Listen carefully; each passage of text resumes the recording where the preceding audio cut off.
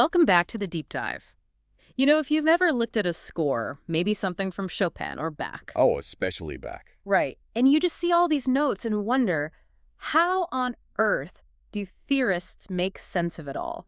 How do they label that harmonic motion with just a few little symbols? Yeah, that's exactly what we're jumping into today. We're getting into the engine room of tonal music. We're talking diatonic triads, Roman numerals, figured bass, all that good stuff. And this is material that, it can feel really dense. It's usually taught around advanced levels, like levels 8 and 9. It's easy to get bogged down. So our mission today is to cut through that noise. Exactly.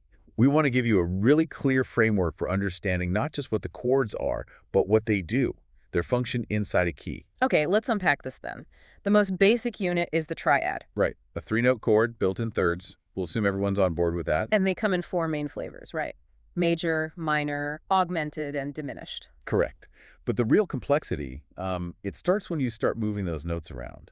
You mean inversions? That's it, inversions. The chord keeps its identity, but its texture changes completely depending on which note is in the bass. And that's where figured bass comes in. Figured bass. It sounds kind of old school, Baroque almost. It is. It started as a shorthand for keyboard players, but now it's our main analysis tool for showing inversions.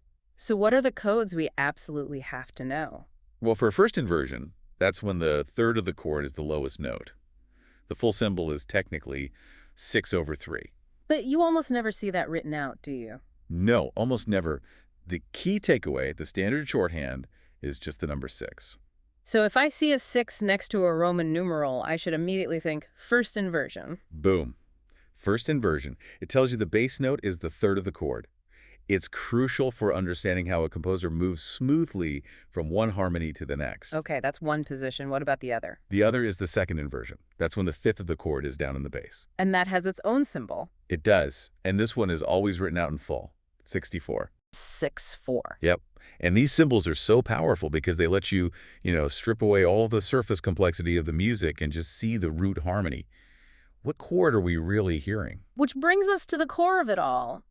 Roman numeral notation. Ah, the ultimate shortcut. It really is. It tells you 2 things at once, doesn't it? It does. It tells you the chord's position in the key and its quality. Major, minor, it's all coded in there. And the rules are super strict for a reason. They have to be. It's all about the case.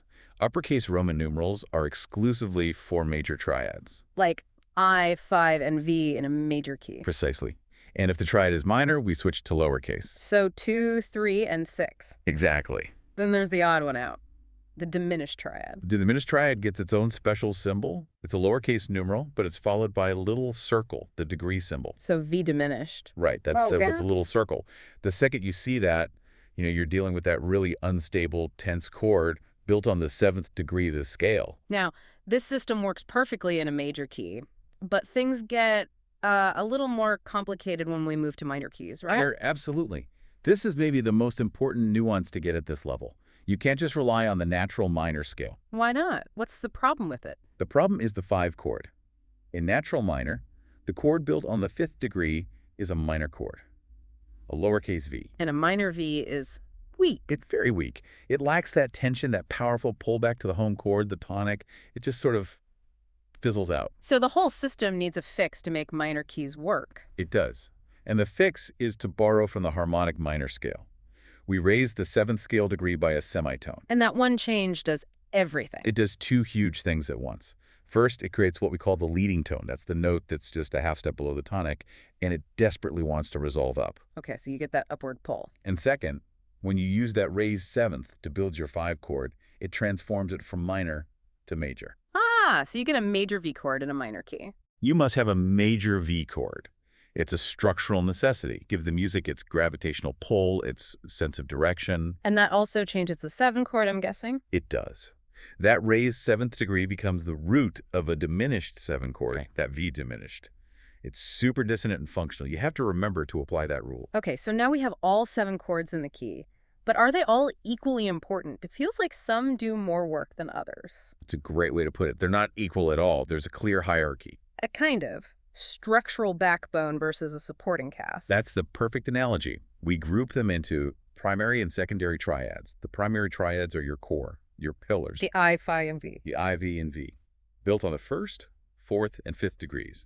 The sources are really clear that these three are the ones most often used to harmonize melodies. They provide stability and direction. So if those are the primary chords, the stable ones, what do the secondary triads do? The secondary ones, that's 2, 3, 6, and D diminished, they're the supporting cast. They add color, they create little detours. They smooth things out. Yeah, they can smooth the movement between the primary chords.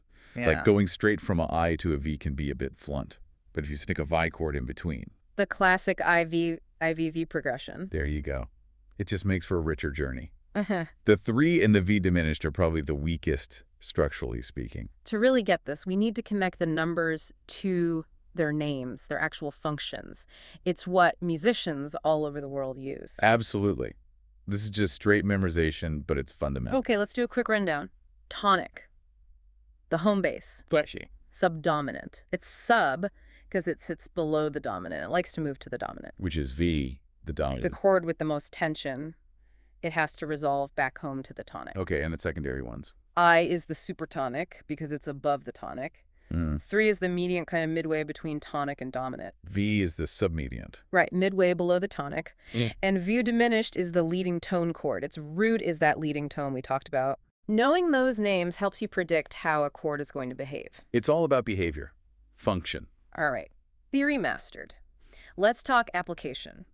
I'm sitting with a score, say, a Chopin nocturne. How do I actually apply all of this systematically? You need a disciplined process, a 3-step process. Okay, step 1. Step 1 is always simplification. A composer can have notes spread all over the place, right? With extra notes thrown in. Your first job is to ignore the clutter. And just find the core notes of the chord. Just find the core notes and stack them up mentally into their simplest root position, like building a little snowman of thirds. Huh, I like that. Okay, so once I've built my snowman and I know the root and the quality, what's step 2? Step 2 is identification. Based on the key of the piece and what you just found, you identify the correct Roman numeral. And this is where you have to be really strict with the uppercase and lowercase rules. Absolutely. Yeah. Uppercase for major, lowercase for minor, circle for diminished. No exceptions. Okay, and the final step, step 3. Step 3 is inversion labeling. You look at the score and find the lowest sounding note on the lowest staff. And if that note is the root, You add nothing. It's in root position. But if the lowest note is the third of the chord, you add a 6. and if it's the 5th. You add the 64. And that's it. That 3-step process works for everything from a simple hymn to a complex opera. We see this all the time when analyzing cadences, those musical stopping points. Yes. An authentic cadence, the strongest kind of ending, is always labeled V to I, dominant to tonic. But you might see a more colorful one, like a deceptive cadence. Where the V goes somewhere unexpected. Right, it goes to the submediant, the Vi chord, instead of home. It deceives you. And you'll often see the figured bass symbols there too. Maybe the final chord is I with a 6. AI6 chord. Yeah, which tells you instantly that the piece is landing on a slightly weaker first inversion tonic. Maybe the real solid root position ending comes a few bars later. It puts the theory right into the composer's hands. Wow, what a deep dive. So to recap, we've sorted out the hierarchy between primary and secondary chords. We've mastered the Roman numeral code with case and symbols. And we've nailed that crucial adjustment for the V chord in a minor key.